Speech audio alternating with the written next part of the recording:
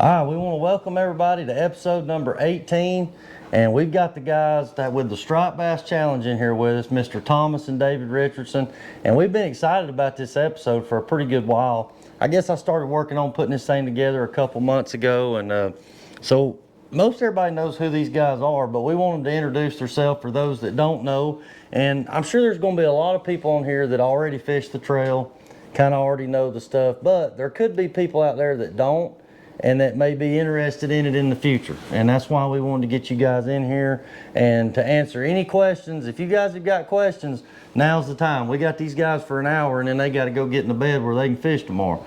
But so without me saying anything else, y'all go ahead and introduce yourself to the viewers. I'm Thomas Richardson.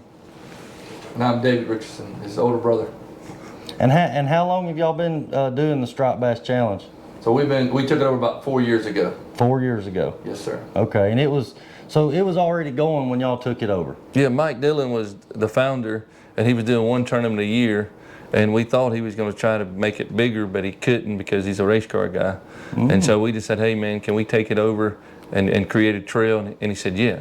And so he gave us a chance to do that in 2021. And so we took it over so we can make it a professional trail, because there's no Striped Bass Challenge or no striper trails out there that are this side of the country, so we wanted to make one. Right, yeah, there's a lot of small striper clubs, which we always have tried to support our small striper clubs. Here we have the Lanier Striper Club, the Oakwood Striper Club, and then from where you guys are at, y'all have striper clubs as well. Yeah, but this is kind of the elite, you know, the series, and you know, as we all know, you know, bass fishing, they have their elite series. You know, even the catfishing stuff's got big. I mean, it's gotten huge. So, you know, we've always tried to support you guys, you know, for the tournaments that we can. So we've been to, the furthest we drove was Sante Cooper. That was a long drive for me, but it was good fishing. It paid off. We caught a lot of fish up there. And we fished Hartwell, we fished Cherokee. I haven't fished Murray, but my partners, they went up there and fished it before. So those are pretty much the lakes that y'all normally do. But this weekend, and the reason you guys are here is because the next tournament coming up this weekend is on one of our home lakes, Lake Lanier. So tell us a little bit about how that come about and what made you guys decide to come to Lake Lanier this year. So when we go to any tournament venue, we always want community involvement. Right. And so that's why we go to Hartwell, that's why we go to Lake Murray. And so we had some of the guys on our trail said, hey, would you come to Lanier? We can get sponsorships, we can community involvement. And so that's what we did. And so we always open to go anywhere, but the biggest thing is being invited. We're going to be invited to a venue. And the only thing we ask is they help provide a captain's meal and help housing for the volunteers, because we don't make anything. We just want to give back to the community. So what we do is usually give back to the community everywhere we go. Right. So basically, like at West Point, y'all was teamed up with the Georgia Sheriff's Department. Yes, sir. In that district. Right. And y'all, was it 85 or $94,000? $94,000 that was raised. And it was in doing, I mean, I'm sure y'all had, you know, donations, just silent donations or whatever, but y'all had a ton of stuff to give away. And I thought it was funny. I was kind of joking with Lionel because I was sitting at Lionel at the captain's meeting, and he had this big roll of tickets. You know, I don't tell how many tickets he bought, and I didn't have that much money on me, so I just bought a small roll of tickets, and I won like 3 or 4 times that night. And Lionel couldn't get anything, you know, but he got me back on Saturday because he beat me in the tournament. But man, y'all guys have done a great job putting this thing on, and you know, giving everybody a, you know, something. Like I say, these striper club tournaments are fun. You learn a lot. But you know, normally you might win $300 or $400. So for y'all's trail this year, every tournament's been guaranteed $10,000 first place. And that's, I mean, there is not another striper trail that I know of that pays out that much money.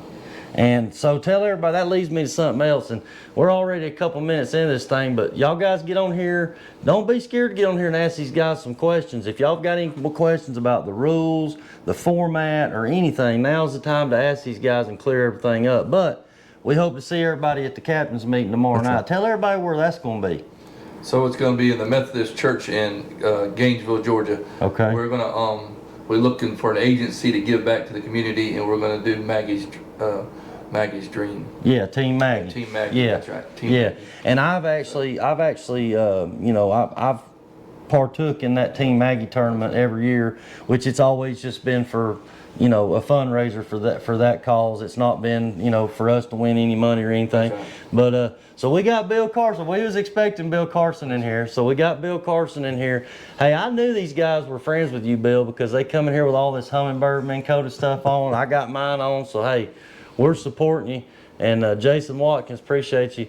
And he said he was glad to see you guys having this deal on Lanier, and I think a lot of people are. So, you know, can you tell everybody, or you may not be able to tell everybody yet, but can you tell everybody how many boats have signed up for it? So we got 42 boats signed up for it. 42. We had 43, but we had a mail-in option, and the guy didn't mail the check in time to be in the entry. So there's no exceptions to that. I mean, y'all have a deadline, which is like a week before the Yes, sir. tournament. And so here's one of the questions I had, because I mean, I can speculate, people can speculate, but what is the real cause and reason for that deadline? To get all the money so we do everything electronic. So we got through PayPal, we got through Cash App. So I want to make all the money in hand before I write checks.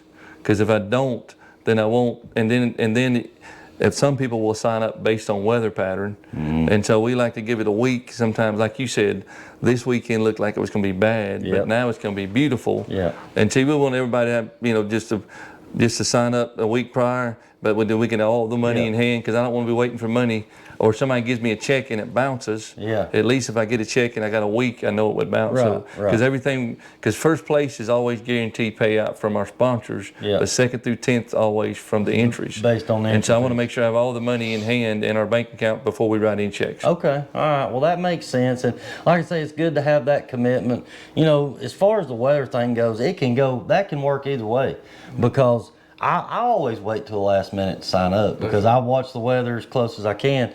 And you know, the weather was looking okay for Hartwell this past year when I looked at it.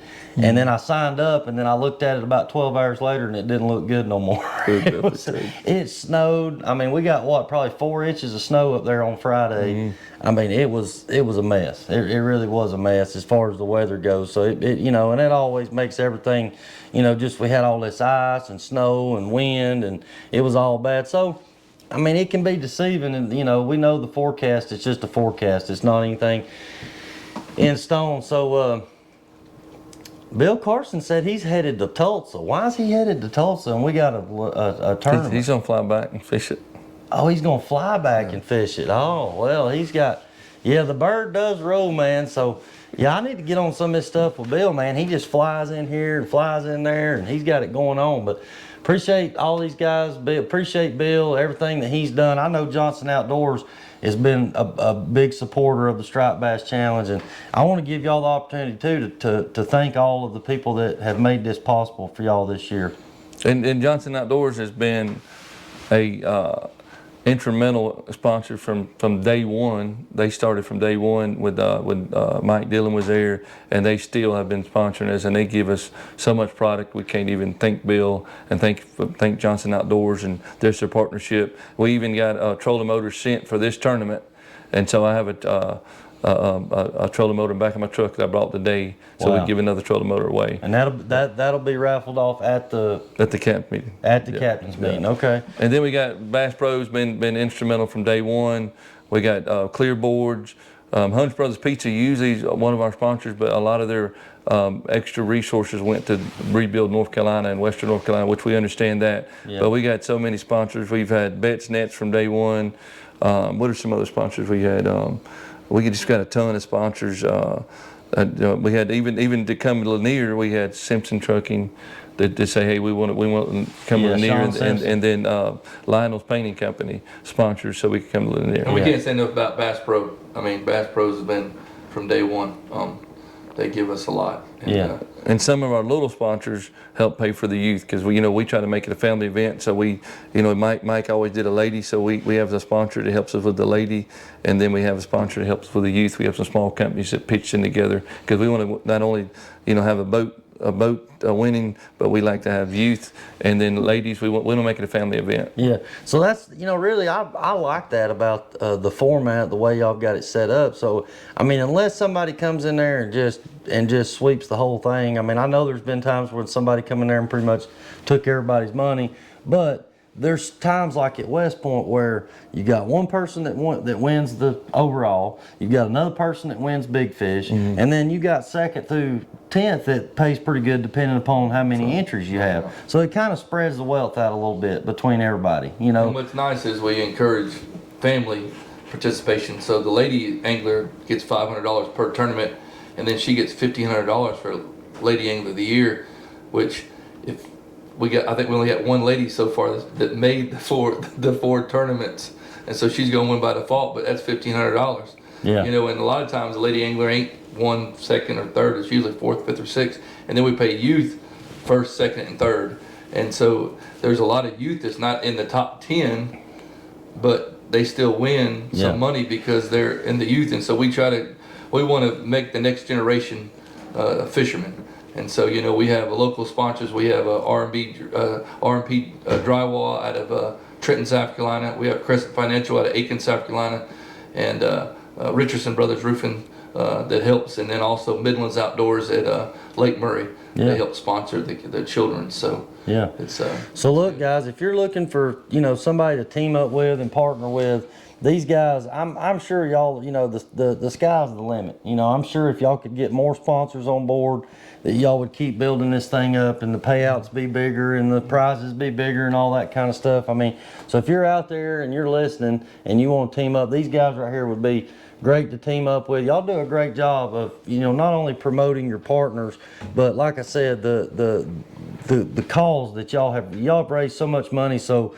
it was a couple years ago at Hartwell, y'all raised like, I want to say it was like $18,000 or $20,000 for a local food bank in that area. So there's been, you know, and it's not just one charity. It's that's what's cool about it. Every lake y'all go to, y'all team up with a, you know, this weekend it's for Team Maggie, which is for it's for a rare. Is it cancer or is it first? That's right. Cancer, that's right. Yeah, that's what I thought it was for. So you know, the Team Maggie thing's always been something that, you know, local fishermen all in North Georgia have tried to support that. And so yeah, Bill Carson said the format and the payouts are cool with payouts community or whoever the beneficiary. Yeah, that's basically what we was just talking about. But I don't know what Ricky Arrow, man, I don't know. You said winning predictions. Well, these guys have already mentioned. I mean, it's hard. If I was a betting man, I mean, it's hard to beat against Lionel. I mean, you're on his home lake. He's already on a roll. And Lionel said it's going to take close to 60 to win it. So we'll see. He's. But that's just how Lionel is, you know. He. I think. I mean, from what I've seen and what I've heard, I would say you're 40, 45 pounds. Yeah. Put you in the top 3. I would Yeah, think. it wouldn't surprise me if there's not, you know, somebody don't come in with 2 20-something pound fish, you know. But there's a lot of, from what I've seen too, there's a lot of 12, 15 pound fish out there too. So that's right. Yeah, probably. I don't know, man. I mean, who knows? I mean, it's, you know, Lionel, Sean. You can't rule Sean out. That's right. You can't rule these South Carolina guys out either, man. I mean, these guys know how to fish, and a lot of times it's just, you know, it's. You would think that somebody that's local would have an advantage, and maybe they do in some ways, but at the end of the day, everything's still got to go right. That's right. You know, and like I said, so how long y'all said y'all just have got here today? Yeah. Sir. So you fish today, you're gonna fish tomorrow, and fish tournament Saturday. Yes, so sir. Basically 2 days of pre-fishing. Yeah, I left my house about 4 o'clock this morning. Yeah. So look, I'm gonna throw something out there, and I'm not saying this is something I've come up with. I've had a few people mention this to me, and I said, well, you know what? When the guys are on here, I'll ask them about it, and ask if it's ever been talked about. But has it ever been discussed within the Striped Bass Challenge of the lake being off limits the week of the tournament? No pre-fishing. Well, somebody's mentioned it, and I'm not against that, but the problem is some people work jobs and they're looking to take the weekend off of the tournament. Yeah. You know, and so it'd be awesome if we all got paid to fish and we could come down here 2 or 3 times, you know, before the tournament. I mean, it'd make real good sense to do that, but at the end of the day, most of these guys work jobs still, and they only get off a couple days a week. Right. You know, so most of them's coming out on Thursday, fishing Friday, and fishing the tournament Saturday. Yeah. Yeah. And I feel wouldn't be opposed to it, but again, they would probably cut a lot of people from pre-fishing. Yeah. You know. Yeah. So. Yeah. And like I said, you know, I mean, you know, I don't want to be the one So Bill said my goal is to beat Lionel. I think everybody's goal is to That's right. beat Lionel. So yeah, Jason said his money was on Sean and Tate. So yeah, we'll see, man. It's anybody's deal. I mean, who knows? You know, I don't even know who all signed up for it, but I guarantee you that's the thing I've always said about the Striped Bass Challenge, and I know it's changed a little bit over the years, and it's maybe not as big as what it was when. And you said Mike Dillon, and you said something about he was involved in racing. Is that the Mike Dillon I'm thinking? Yes, sir. Yeah. His That's son's Austin. Dillon. That's Daddy. Austin and Ty. Yeah. Okay, so I used to race legend cars with Austin and Ty Dillon, Okay. so I know exactly who you're talking about. I had no idea that he was involved with the Striped Bass Yeah, Challenge. he's Richard Childers' son-in-law. Right, Richard and Childers' he's the son-in-law. one that started it. He started fishing with David Clubb. David Clubb, and David he fell in love with stripers, and he said, hey, let's start a tournament. And so they started. I think the first one was at Lake Murray. Yeah. And then they started doing the Hartwell, but he was doing one a year, and he was eventually going to start one, but he just got so much going on he couldn't do I it. wondered if that was who y'all was talking about. That's pretty cool. I had no idea that's who y'all was talking about. So look, guys, we're already about 15 minutes into this show. So if you got questions on here, other than who's going to beat Lionel, y'all need to get on here and get started asking these guys some questions. But you know, going back to the lake being off, I know a lot of bass trails do that. Some do, some don't. I know why they do it, because I think a lot of people, you're always going to have those people, like you said, that they have to work all week and they feel like they're at a disadvantage to some of these guys that can go up there and stay all week long, fish every day, you know. But at the same time, I've seen that work both ways. I've went places before and got on fish pre-fishing and be feeling really good about it, and then Saturday it not work out. That's right. And then I've showed up like I did at West Point on Friday morning, go out there and fished a half a day Friday, went back Saturday and fished the tournament. I know we didn't win, but we finished second. We was close. So, you know, I mean, I don't know. I've seen it work both ways, but I guess I could see where people would feel like that could be a disadvantage. You know, you're going up against people that already have a, but hey, we could say this, you know, these guys coming from South Carolina could say, well, we're going up against guys up here at Lanier that's fished this lake for 30 years. Yeah. You know, so it's same way when we come to Hartwell or to Murray up here with you guys. I've always felt like y'all had a little bit of an advantage because that's y'all's home turf. I mean, that's just how it is. We always get beat at our home lake. Always get beat at your home lake. So just I don't know. We do real good other than that. And see, so at C&T, we didn't get to pre-fish at all. yeah, this we- past year. Yeah. Yeah. And so we didn't put the boat in the water, and we won that tournament. We only caught 2 fish, and we caught those 2 fish and we at lunchtime in about a 30-minute window, and we caught 2 more fish after that. But it was amazing. And I actually had to get off the boat and go to a funeral. I couldn't even stay for the tournament. But that was sometimes you don't pre-fish and it helps out. Yeah, I mean, you know, like I said, it's good to know what's going on, but at the same time, it's not always good to go sore lip a bunch of fish that, I mean, I feel like you catch a couple big ones the day or two before the tournament, you might not get those same bites in those same locations at that same time. So sometimes it can be a little misleading and kind of mess with you. But so we got a real good one right here. This is going to really stir up the That's pot. it. So Jacob said, why is it legal to hire local guides to pre-fish? Well, I'm gonna tell you, first of all, everybody that's ever hired a local guide that's fished our trail has not won anything. So it don't always benefit. But one reason people hire local guides is to get familiar with the lake. You know, now obviously they want to do it for an advantage, but you know, we're not against. You know, the one reason we haven't done that is almost all our local clubs have fought that for a very long time, and they haven't made that rule, so we haven't made that rule. Right. And we have a lot of guys that fish our trail as well. And, Our guides. and most guides fish for numbers, not for trophies. Well, that's what I was going to say. If you said that, okay, you can't hire a guide on this lake to get ready for a tournament, then you basically could say a guide can't fish the tournament trail, which there's some, Hunter Hook was telling me the other day that they wouldn't let him fish the local bass club tournaments anymore around here because he's a fishing guide now. Because they feel like he's got that advantage because he's on the water every day versus like what y'all was talking about, the people that can only fish on the weekend. So that's a sticky subject, Jacob. I appreciate you asking that question, but And you then know, the biggest fish of the year so far, I think, is 31 pounds. 31 West pounds. Point. Jamie Townsend. Finished 10th place. Yeah, 10th place. 31 pounds. With one fish, 31 fish, pounds. Yeah. So he walked out with a pretty good paycheck, even though he finished 10th. He did, man. I mean, so we was sitting there, so we pull up, we got back early because I didn't want to be late. I didn't know if, you never know what might happen.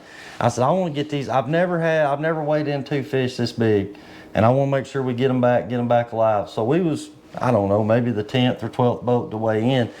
But I learned now why a lot of guys wait, because we sat there and we sat there and we sat there watching all these Stressed fish. out. Oh yeah, and I mean, it's looking good for the longest time. And then I knew that there was a possibility Lionel was going to get us, and sure enough, he got us. Yeah. But not only did he get us, knock us out of first, but then Jamie. So when Lionel knocked us back to second, we still had big fish. Right. Mm-hmm. And then Jamie come in with one 30-pound fish. It got big fish and 10th place. So it spread the money out a little bit. But, I mean, it's just, I'll tell you what, though, man, West Point, I was impressed by the size fish down there on that lake. I don't know that it's always been that way. I heard that the lake record 40 pounds was caught just last year or the year before. Yeah. So it seems like West Point's really been showing out last couple of years. He fished the tournament. I think he zeroed the guy that was late. He did. Yeah. He did. Yeah, we zeroed last year too. 2 years ago, we went up there and pre-fished, and I had 48 pounds on Wednesday, Thursday, and Friday. For Saturday, it's a different day. Yeah, it's a different There's day. A lot of fish. But the guy said his money's on Lionel, but my money on winning is Gunner Fishing Adventures. That's where I'll put it. All right. So speaking of Gunner's Fishing Adventures, that is the little Gunner. I think he's about 7 years old, man. This kid, he loves fishing. To the bone. He is.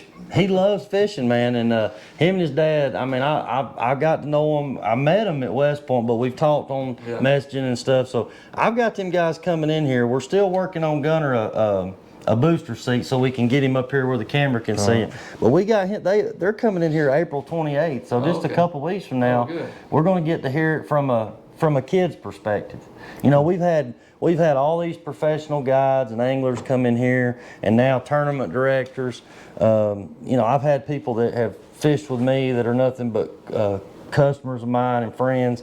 But we've never had a 7-year-old kid that loves fishing like this kid does to come in here and tell it from his point of view. And I'm excited about that. That's going to be good. So, hey, that's a good one. I didn't think about them, but hey, it's their home lake too, and them boys, they know how to fish. They were the first one to the weigh-in at West Point, and he said he got tired of catching fish. They were catching fish. Got tired of catching fish, man. So he threw all the rods up, and he said he was just going to said he had a bunch of birds, and he said, I just wasn't going to tie them back. Yeah, well, that's a good problem to have, man. That is a good problem to have. They got second at Santee. Yeah. They've had a good run. They're up there in the points. So that gets us down to this. We want to talk a little bit about. I don't want to get too far ahead, but let's talk a little bit about what y'all got coming up next month. Everybody knows the tournament at Lanier. That deadline sign-up's over with. So if you hadn't signed up for it, you're too late. But we want to go ahead and talk about Lake Cherokee. And I've seen a little bit on it, but for those that don't know what that payout's going to be, let everybody know what y'all got planned for. I guess it's just a month away. Yeah, so basically we have our championship. So our top 25 will be fishing for the championship, which is the money we set aside every tournament. And then we got another open tournament, 30 for 30.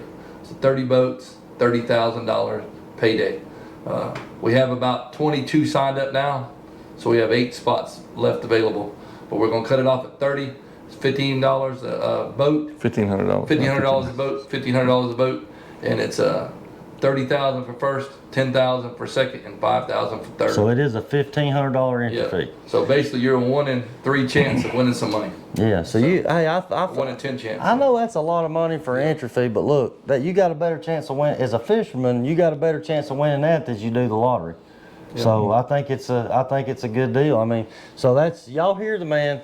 There's 8 spots left for the open tournament. Yeah. The top 25 are locked in. That's right. And then they're going to have an open tournament, which 22 is already signed in, but both of them is going to pay out $30,000. And Jason's asking what time's the weigh-in on Saturday. We don't release the times in or times out until Friday night at the captain's meeting. Yep, that's always been we'll that post way. that on Facebook. Yeah, it's always been that way. And I guess the reason y'all do that is just Well, I don't know. Why is the reason y'all do that? Well, because we make the captain meeting mandatory. The reason we make it mandatory is to release that information, but also so you can come and give to the cause that we're raising money for. Right. But we try to go over the rules and try to go over safety and to make sure everybody's signed in and make sure everybody's still in town and they're there. But we always just do that because I don't know. I mean, it's in the rules. So yeah, it's always so. The only exception to that I know of was at Hartwell. Right. I called Thomas and I said, "Man, we're staying over here on this side street." And I said, I don't even know that we can get to the captain's meeting. Yeah, we made a bunch of exceptions out. The main roads were okay, but all these little side back roads where people were staying and stuff was getting pretty bad. So yeah, fishing is gambling, man. It is. It's just, I mean, it's a risk that you're taking. That's a lot of money, but it's a lot of money for a payout. I can't imagine for a striper fishing tournament winning $30,000. And I know the bass fishing's got big, the catfishing trails are big. They're even giving away boats and stuff, and that's something that used to be done even with striper fishing. I remember when it was the NSBA? NSBA, that's right. They give away boats and stuff. So I'm sure that's something that y'all would love to work towards. It'd be great.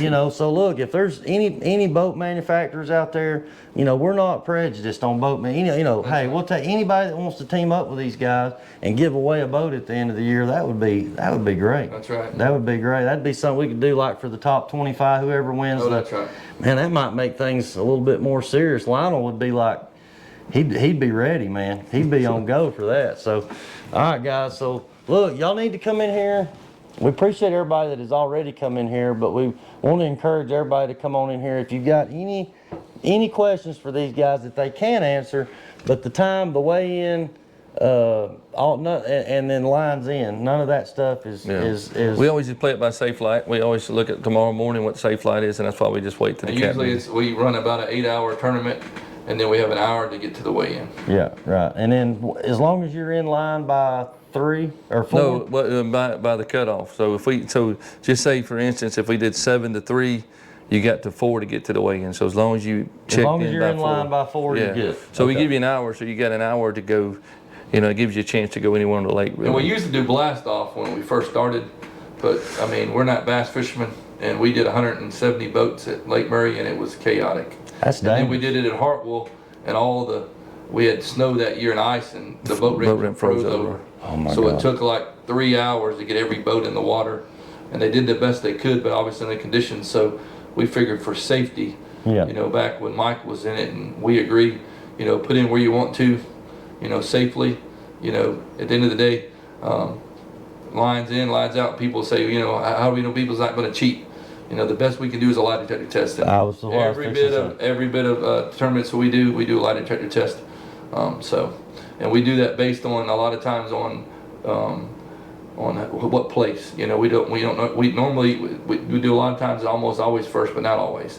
Like sometimes we'll say we're going to do first and third, first and fifth, first and seventh. Let's mix it up. Just mix it up. So not saying that hopefully nobody cheats, but somebody could cheat and get fifth. They could try to cheat and do first. So. Yeah, and just to clarify, so what that is to keep people honest. That's right. To keep people from going out there the night before, the day before, catching a fish, having it tied up, or having it in their tank or whatever. So that's keeping everybody honest. And I know there's a lot of money on the line, man. But for me, I want to win it, but I want to win it fair and square. Right. That's right. And like I said, right. yeah. And I mean, I'm gonna be honest with you. We caught that we caught a 30-pounder on Friday at West Point, and I mean it was a beautiful fish. But I'm like, golly, to see that fish swim off and know that I won't get that bite tomorrow, But hey, we caught one close to that size the next day. But hey, everything's got to be on the up to up with these guys because there's too much money on the line. That's right. And y'all are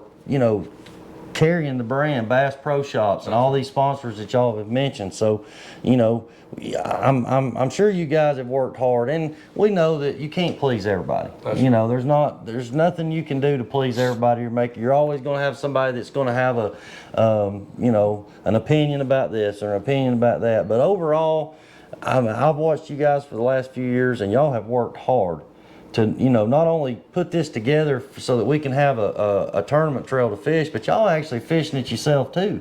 Right. I know how much work goes into it to just fish it. Y'all are fishing it and trying to coordinate all this stuff and keep it together. So Oh, it's tough. kudos to y'all. We have a man. lot of volunteers and we have 2 good wives. Yeah, too good. Yeah. And so I'm gonna ask you about the dead fish penalty. So basically, it's 10% off if your fish is dead, and so you can still weigh him in. But if you weigh him in dead, it's 10%. But for that one fish, not the total. Yeah, just the one fish. Yeah.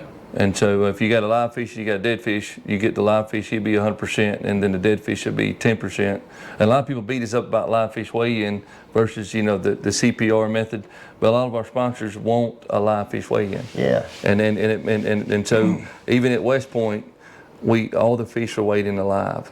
If you can take every aspect Yeah, you can. no dead fish at There was West no Point. dead fish that was weighed in, and we give them all to DNR to help revive them before they release them.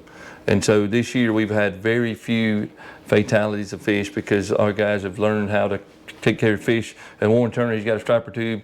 You can use a striper tube, but even Extreme Bait Tanks went the extra mile this year and built a live well just to keep stripers alive. We actually got the prototype in our boat, and it's expensive, but it does a job. That's another one of y'all sponsors. Yes, right? another one sponsors, Extreme Bait Tanks, yeah. So hey, before the end of the thing, we'll cover all the sponsors. So I was surprised when I asked y'all that you wasn't looking down at your shirt trying to remember Yes, all it of was them. not on my shirt, but I get a picture of the. Well, that's a good thing that you got so many partners that you can't remember all of. But hey, don't feel bad because I got all mine wrote down right here too, and I got to mention that here in just a little bit. But so a couple people have asked who has to take the test. Shannon said, does the captain have to take the test polygraph, or can it be anybody on the team? The captain's usually the person who takes the test because Right. he's the man of the boat and he's the runner of the boat. Okay. Now what happens is if there's some reason why he's not comfortable with something, I think we have allowed other people to do it. As long as it's somebody on that and boat. if the captain or whoever takes the test fails, we automatically test the next person on the boat. Right. So let me ask y'all this too. That leads me to another question, because I know on y'all's form when you sign up for the tournament, you have the spots for all the co-anglers. Yeah. So have you ever had any problem with somebody fishing on a boat that wasn't signed up under that team So we give them a chance at the captain's meeting if something changes. to make And that so change? they make that change at the that's another reason we have the captain's meeting. So just for instance, my buddy's on call, he couldn't go to the tournament, added this other person. Right. And but the challenge is, so you only can have 4 adults, and then they have to be family members if you replace them. So you can't just for instance, if you fish, you mentioned Notley, you guide on Notley, we talked earlier. If you were fishing that tournament and you got a local to be on your team, we wouldn't allow that. It had to be somebody, it had to be an emergency situation. But some people, just like if I was on Fish Lanier and I wanted Lionel, on my team, for some, we wouldn't allow that. It's just, it's emergency purpose only. Right, But that we always updated on Friday night, especially mainly though for youth and ladies, because sometimes the youth may come at the last minute and they say, man, can I add a youth? And we let them do that. Yeah. Man, I tell you what, I don't know. I think I'd let Lionel fish on my boat and just get thrown out of the tournament. Just to learn from him. Just to learn, that's right. Yeah, just to learn something. Basically, our format is a 4-man team. Yeah. And then you can have as many family members, with the children, you can have, like the guys over at Race City Roofing, they have like 3 or 4 kids. And so you can have 4 adults and 6 kids. I think they're the ones that have the big skiff. Yeah, so we don't use the kids. We did before, but we did away with that. Because it limited people that had a lot of kids. And we wanted the family event. So. Right. But, I understand there's a safety aspect to that too. You can't have, obviously, you don't want more on there than what the boat's rated for. Because, we don't want accidents and things happening because of that. So, Tom said, do you let the wives ask questions during the lie detector test? You'll be surprised the questions they ask. Yeah. Really? Yeah. Okay. All right. Yeah, they usually ask, because I took one, it's 5 personal questions and 5 fishing questions.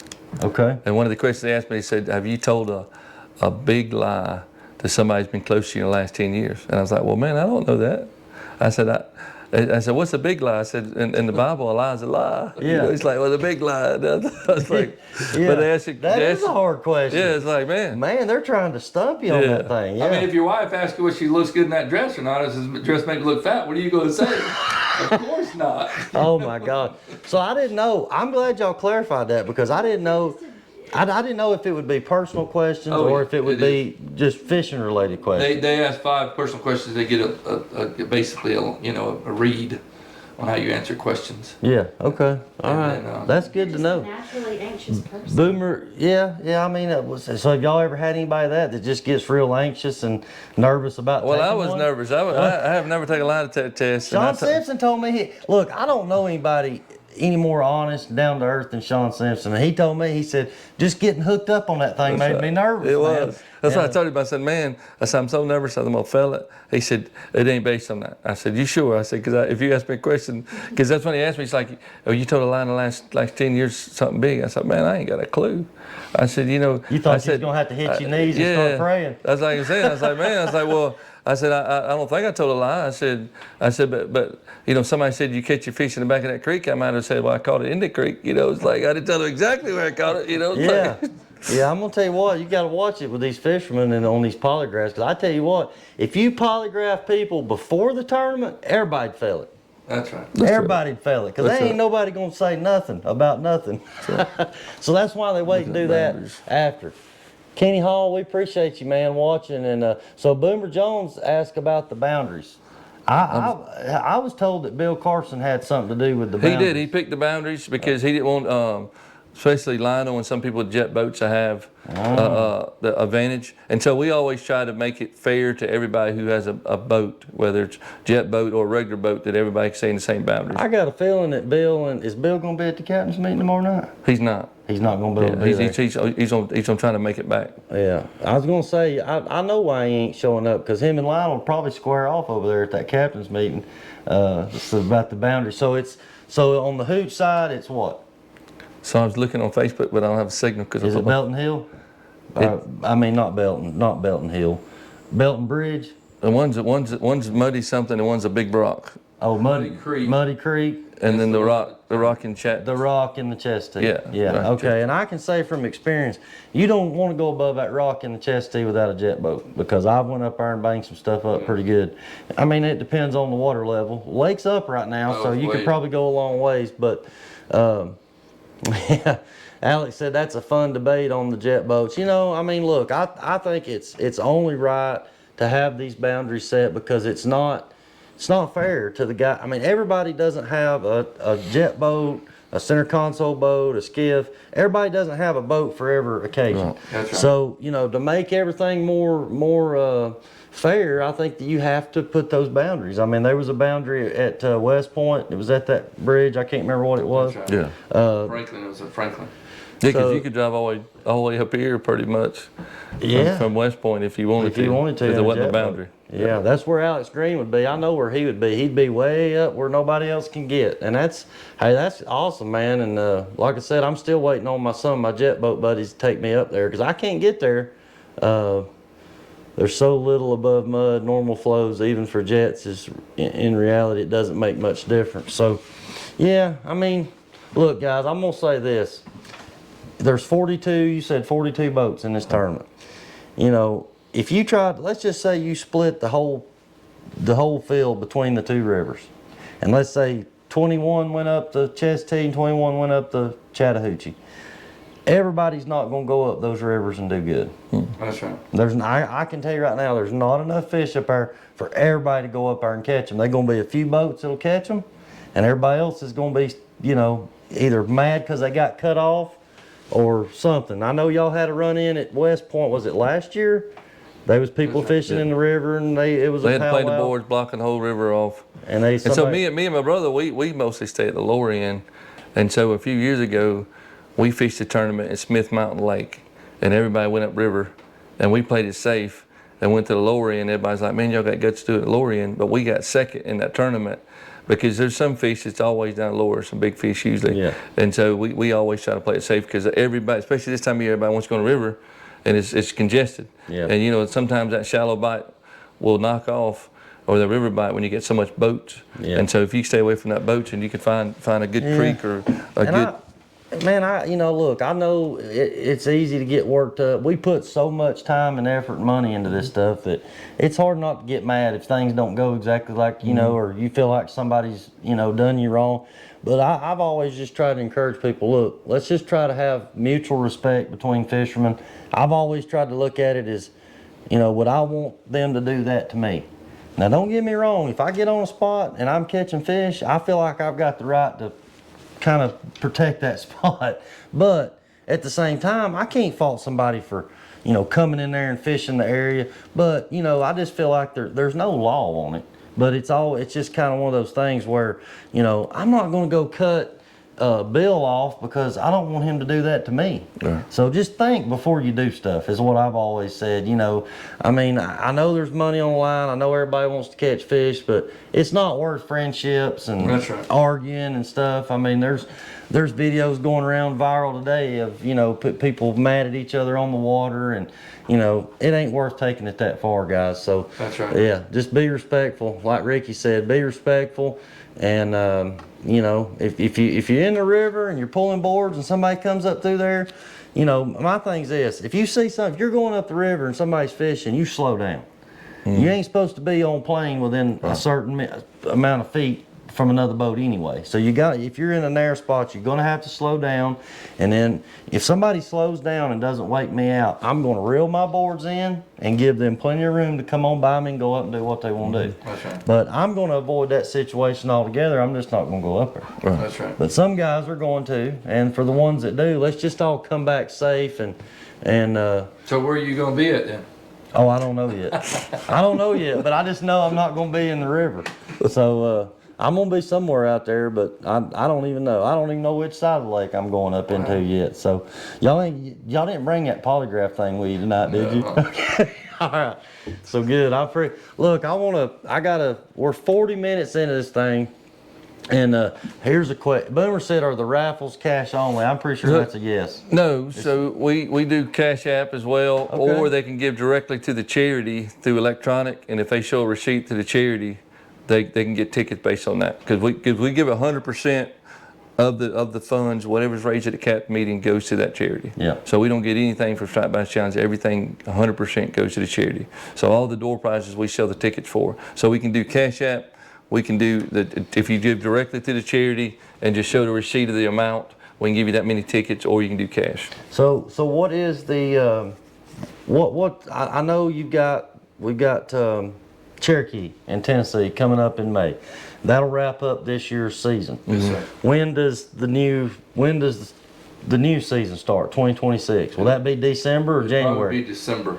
Can you give us any? I mean, do y'all have any indication or intel on, you know, is the schedule's going to be similar? Are y'all looking at new lakes? You think about throwing a new lake in the mix? Obviously, I don't know if you've seen, but Cherokee's probably not going to stock any more stripers. I did see that. So if they do that, we're not probably go back there because we don't want to hurt the fishery, you know. So we probably will not. We will probably pick another lake in Tennessee. Now, if something changes, it might be. But we're looking at potentially Tim Ford's, Watts Bar, Milton Hill, several other places there in Tennessee. We want to go back to Tennessee. Okay. Yeah. And some of our other places you want to schedule. So when we took it over, Mike Dillon asked us to keep Hartwell on the schedule, and Hartwell takes care of us. They give us the Civic Center. Neil Paul does a phenomenal job. So Hartwell will always be on the schedule. Right. And Lake Murray, we have a good sponsor there, Hurricane Car Wash, and they said, hey, we'll support you if you keep it there. So those two lakes are definitely going to be on the trail. And then West Point was the biggest weigh-in of the year in the last 2 years. Right. And it's like, we'd be foolish not to keep Gotta it on go the back. trail. Yep. And so, but those three are definitely going to be on the trail next year. But we're trying to figure out what more that we want to add. You know, and we'd love to, you know, go to North Carolina Lake or even something up in Virginia if we can get a good lake. But you know, Virginia mostly is CPR, and we don't want to get any bad publicity for the CPR because we do live fish weigh-ins. Right. Even though we do everything we can to keep them alive. But you know, we're open to suggestions, and if there's a community that wants us to come, hey, we'd love to work with those communities because we want to, like I said, we always want to go to a community that wants us and we want to go to a community that we can give back to a local nonprofit. That's what we're Yeah, about. we would love to, we used to go to Alabama, but now the rules have changed, so we can't go to Alabama, at other tournaments. We would love to go to North Carolina, but we don't want to go to High Rock.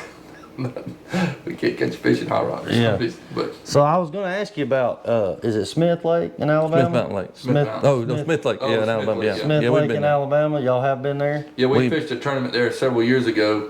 It wasn't striped bass challenge related, but now they changed the rules where you can't carry bait with you. So So you that's got to catch the bait in the lake you're fishing. Oh man, well hey, And at West Point, the only thing that gives the advantage is this Georgia side. So you can bring bait to the Georgia side, but if you cross that line, and put your boat in Alabama, and you don't have bait from that lake, you just hey, qualify. I tell you, man, that kind of gets my wheels turning. That might not be a bad thing. You make people, they have to catch their bait. Let that be part of the tournament thing. You got to catch bait before you can go catch fish. So I kind of like that. But anyway, so y'all mentioned Notley. Y'all asked me if I got it on Notley, and I do. Yeah. Part time, I fish Carter's most time. Fish Notley sometimes, and Notley is a small lake compared to what y'all are used to fishing, but it's for the size of the lake, their stocking numbers are pretty good, and the fishing up there has been really good. I know one of the guys that works for us did a trip up there today. He caught five or six stripers, had one over 20 pounds up there today. So I mean, it can be some really good fishing up there. But as Thomas was saying, y'all want to try to get people in the community involved so that to partner with somebody on the captain's meeting for the charity side of it. That's right. So if there's anybody in the Blue Ridge, Blairsville, LJ area that's watching and might be interested in partnering up with these guys, we might even get them to come to one of our home lakes, Notley. Yeah. But on a small lake like that, would it have to be something where you would kind of do like y'all are doing at Cherokee and put a limit on it? Probably would have to be, just because it's such a small lake. You couldn't have 100 boats on it No. like y'all had. In reality, the only time we have a lot of boats is at Murray and Hartwell, and then most of our tournaments are around 40. And so most of the time we got 40 to 45 boats that follow the trail. So y'all were pretty pleased with the sign up for Lanier. Y'all felt like that was, I know it was about Well, like we were West hoping Point. to get about 10 or 15 more boats. There wasn't a lot of local guys that signed up, and I don't, we were thinking we would get some more. Come on, And then- local guys, man. We probably had 10 from the trail that they were not in the top 25, so they just decided not to come. But Not to fish. Well, Right. so we've kind of approached this season differently than what we have in the past. We tried one year to do the points thing, and we stayed in the top 25. I think we ended up 16th. But I found myself approaching the tournaments different because we were in the points. When I come down to it, I said, we just got to catch 2 fish when we stay in the points. right. And my mentality changed. I was more in guide mode than I was in That's tournament right, mode. that's right. And so this year I was like, look, I know I can't go to Sante Cooper. I know I can't go to Cherokee. That's too far. I got too much stuff going on. So we're just gonna fish the ones we can and just go all out. We're gonna hero or zero. That's And right. that's kind of the mentality that I've had, and it worked out for us at West Point. Now we may get skunked over there Saturday. I mean, who knows? I mean, hey, if anybody's got hey, this is a funny one. If anybody's got a fishing report, I don't think everybody's quiet on here tonight. Nobody's talking about what the fish are hitting. Usually everybody's like, they're hitting this, they're hitting that. Ain't nobody saying nothing. Man, there's 10,000 on the line. Nobody wants to talk about nothing. But hey, it's how it is. So the weigh-in is going to be at Laurel Park, That's right. and which is up on the Chattahoochee side of Lake Lanier for those that don't know. So if you're not signed up for the tournament, still come to the weigh-in. That's why these guys do a live fish weigh-in. That's right. I like the CPR stuff. It's quick and easy. You don't have to keep the fish alive all day. But there's something different about. I'm just gonna be honest with you, man. I was excited about pulling them 2 big fish out of my tank down there at West Point, and I was also excited to see other people come in and see what come out of their tank. So there's something about that live fish weigh-in to me that just creates more excitement. And when we go to Hartwell, they got a big amphitheater, and we always have a bunch of spectators. Yeah. And to see the kids' face when them fish come out of the live wells, because a bass tournament, bass can be big, but you don't see that many big bass. You might see an 8 or 10 pounder, but when you get a 20 pounder, and at West Point we had so many big fish, it was crazy. Because normally you have 1 or 2 good teams that do really well, but at West Point, when you come in with 31 pounds and you're in 10th place, that's phenomenal, Dave. That is, yeah. There was some really good fish caught at West Point, man. I was impressed. And I'm gonna be honest with you, if it keeps going like it's going, I think it's Mike Steele that's got that lake record down there. He may not have that much longer if things keep going like it's going, man. There's some big fish being caught out there. So, yeah, in the captain's meeting, you can go to the captain's meeting. Basically we're just giving away door prizes, so you're going to come support the cause. You know, we invite people to come. Buy some raffle tickets. Yeah, come buy some raffle tickets so we can support Dream Maggie. Yeah, anybody can come to the captain's meeting. If you're entered in the tournament, somebody from your team has to be there to represent your team. That's right. So, and that will be tomorrow night at 5 o'clock. 5 to 7. 5 to 7, yeah. Okay, doors open at 4, meetings at 5, and Sherry's Bait and Barbecue, one of our local bait stores. Which when you say bait and barbecue, let me say something here. The bait's out here in the back, and the barbecue is up here. It's totally separate. Okay, they don't cook the barbecue where they have the bait at. Okay, it's really good. Well, there's Gunner. It's really good. Yeah. Yeah, Gunner's in here. He finally made it in here. That's right. Riley, we When wish you gonna take me fishing? Man, this man right here says he's waiting on you to take him fishing. So we're looking forward to having Charles and his son Gunner come in here in a couple weeks. April 28th. And so the next time I see you guys, April 14th, I'm going to have Keith McKinnon, which he's been with us before, and Riley Nicholson, which just commented on here. I know you're not going to be able to be here this weekend, Riley, but we're going to make up for it on we're past that, April 14th. We're going to have some local club tournament guys come in here and talk some striper fishing and just, like I say, people probably get tired of hearing us talk about striper fishing, but the reason we do this, and I know it's the reason why y'all do what y'all do, is because y'all love the sport of striper fishing. And I can see that from you guys without even talking to you about it, through the work that y'all put in and done. And we, like I say, as a fisherman, as a tournament angler, we appreciate you guys and what y'all done. I know y'all probably catch a lot of heat with people's, thinking they can do it better, they got better ideas, but in my opinion, y'all are doing a great job. And everything's not going to be perfect. That's right. There's going to be things that you're going to learn on the fly, and there's going to be things that, you have to adjust as you go. But for the most part, man, it's been good. We've had fun at all the weigh-ins, all the tournaments, even the ones that we've skunked. We've still had a good time. So look, guys, we're going to wrap this thing up. I know these guys are it's getting hot up here, man. It's got hot today, man. So spring has officially sprung. Actually, it hasn't. It just went from winter to summer. That's usually how it goes in Georgia. So we'll see how the fish react to it. I'm sure there's going to be a lot of people out tomorrow pre-fishing, but the main thing is, guys, everybody be safe and follow all the rules. Don't break any rules. And keep everything on the up, and it's all in good fun, man. It's going to be good. So before we go, I got to find my paper here. So, we'll see, I can't remember all our partners either. I have to write them down right here. But I want to thank B&B Custom Outdoors. I want to thank AA Graphics and Signs, Jill of All Trades, Simpson Trucking and Grading. He's one of our sponsors too. Cool. Tangle Trout Cabin Rentals, our good friend Captain Mac. We're still praying for you, Mac. And Heads Up to Taxidermy.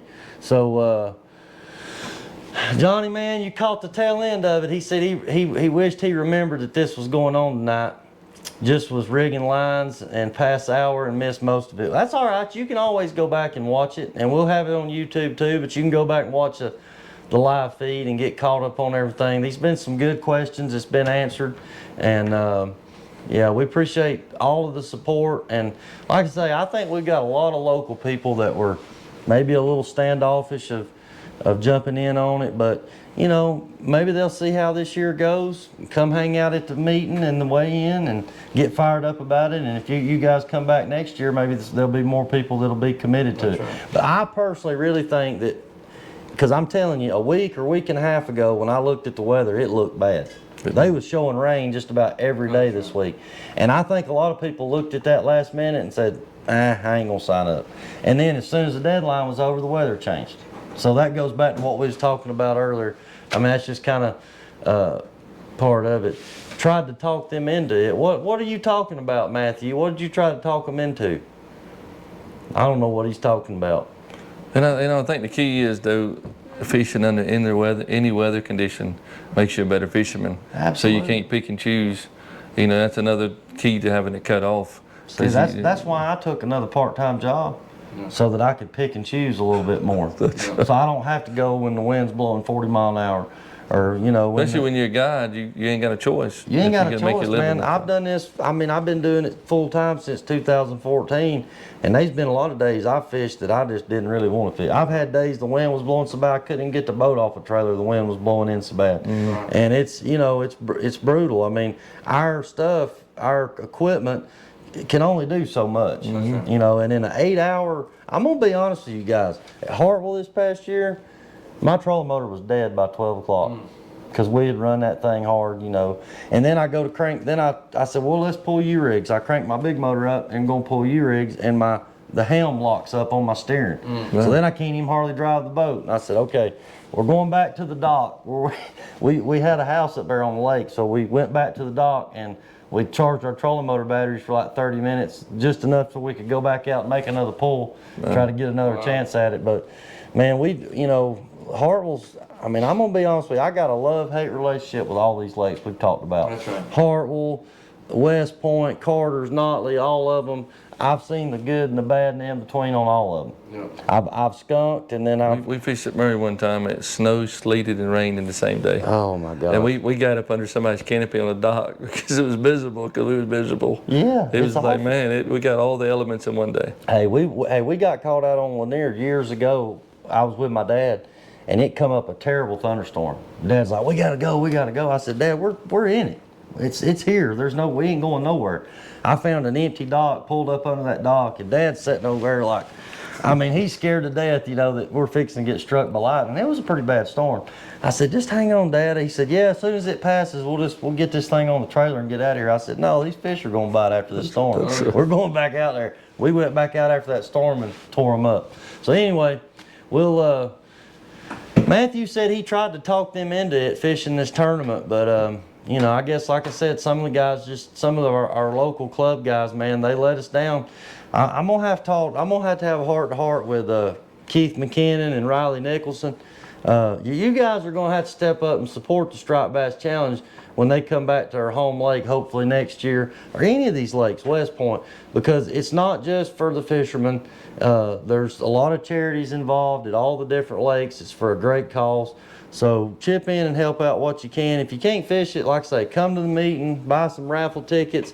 Y'all usually have rods, reels. And we got Catch the Fever as one of our sponsors. Catch the Fever rods. Y'all give away cast nets. Y'all had all kinds of stuff, man. I won all kinds of stuff at the last one.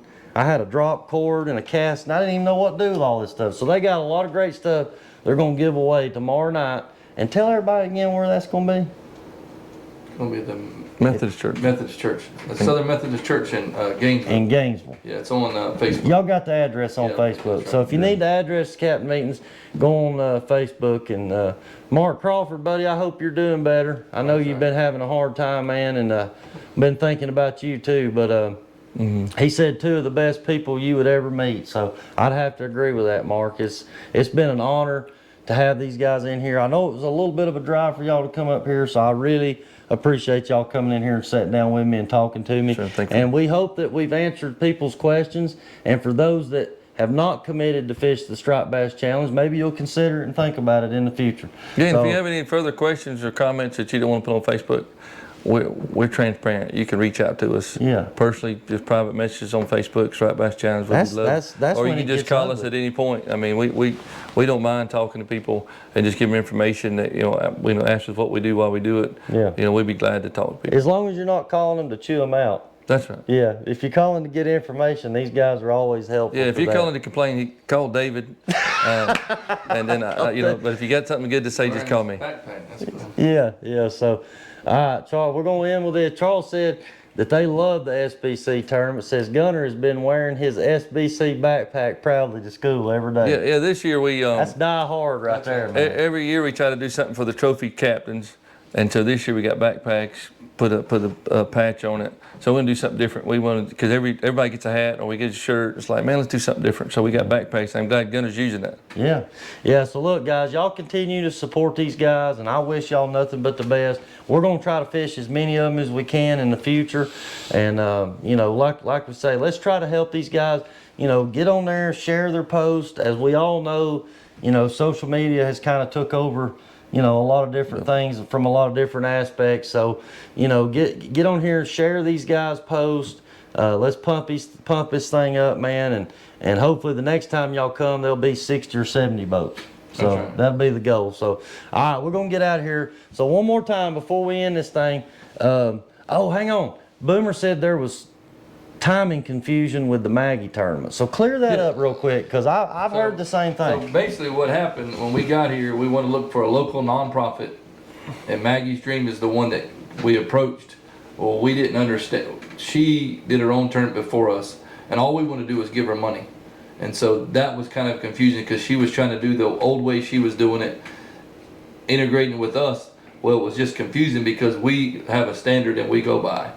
And So there is no sign up for the Maggie tournament. No. What y'all are doing is just to giving- help benefit the Maggie Right, tournament. right, exactly right. And instead of doing her own this year, we're kind of doing it and giving the money to her. Okay. You know, all right. I mean, So it was a learning experience. We'd definitely do better next year if we come back. Yeah. But definitely we sorry about the confusion because she had posted something on Facebook and we asked her to take it down because she was giving away free entries, but she had done that before for y'all sponsors. teamed up. Yeah. But she didn't realize that we took the whole tournament over. Yeah, because when it first happened, I was confused because I was like, now how are they going to do a CPR weigh-in that's right. with Maggie and then the Striped Bass Challenge weigh-in and it be all together? I said, that's going to be a lot of confusion. So that, I mean, y'all, I already knew it, but y'all cleared it up Yeah, for the biggest anybody. thing, we just wanted to find a local, and that was Maggie's Dream was the one that Sean and Lionel said, hey, support them. And we talked with Bill, and so we got on board with them. And so we were trying to give money to the local community. When we come into the community, we want to be conservationists. We don't want to kill any fish. We want to put them back, and we want to help the community leave it better than we found it. Absolutely. And so that's what we're hoping to do this weekend. Yeah. So we appreciate all of our viewers and everybody that's come in here and supporting us. And like I say, we want to thank B&B Custom Outdoors, AA Graphics and Signs, Jill of All Trades, Simpson Trucking and Grading, Tangle Trout Cabin Rentals, Captain Max, and Heads Up 2 Taxidermy. And we will catch you guys tomorrow night at the captain's meeting, and then again Saturday at Laurel Park on Lake Lanier. So if y'all want to see some big fish, y'all come to Laurel Park on Lake Lanier around 3 or 4 o'clock on Saturday and see everybody come in. I believe it'll be pretty cool for everybody. And to see. we'll post it on Facebook after the captain's meeting when lines in, lines out, so they know exactly when the weigh-in starts. Yeah. And for everybody on that, so now that we know on the polygraph, you got 5 personal questions, 5 fishing questions. Everybody better be getting right before this weekend. Right. Yeah, everybody better be getting And bring right. your wife if you want to, so she can ask questions as well. Yeah, there you go. All right, guys, we'll catch y'all next time. On April 14th, we'll have Keith McKinnon and Riley Nicholson. So we'll see you guys later. Thank y'all. Thank you.